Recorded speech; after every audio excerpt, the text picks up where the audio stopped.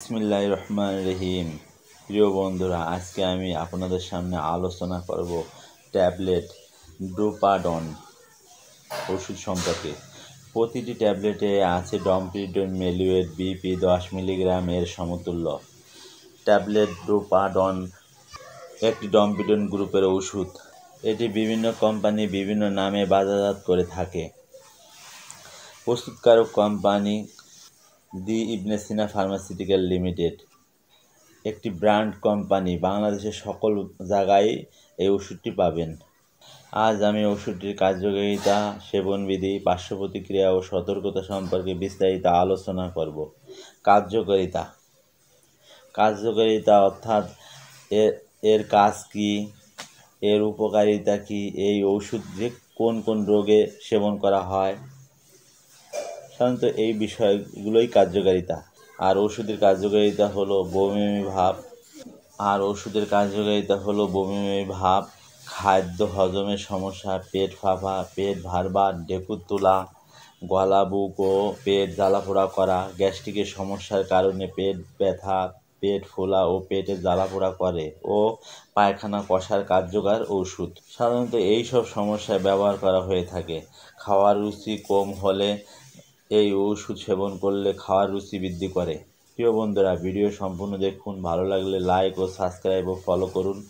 আর ওষুধ সম্পর্কে কোনো কিছু জানতে কমেন্ট করুন। সেবনবিধি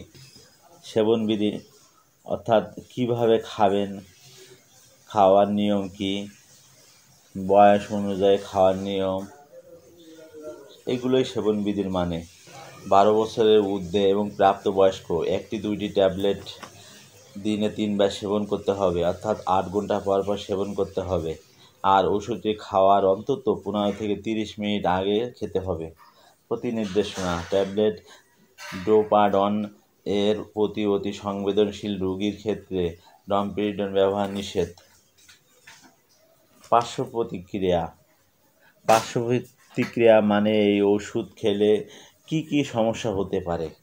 পার্শ্ব প্রতিক্রিয়া সাধারণত ডমপিরিডন রক্তের প্রোল্যাক্টিনের মাত্রা বৃদ্ধি করতে পারে, যার ফলে অতি দুগ্ধ নিঃসরণ, স্তনের বৃদ্ধি ও ক্ষতভাব এবং যৌন ইচ্ছা কমে যেতে পারে।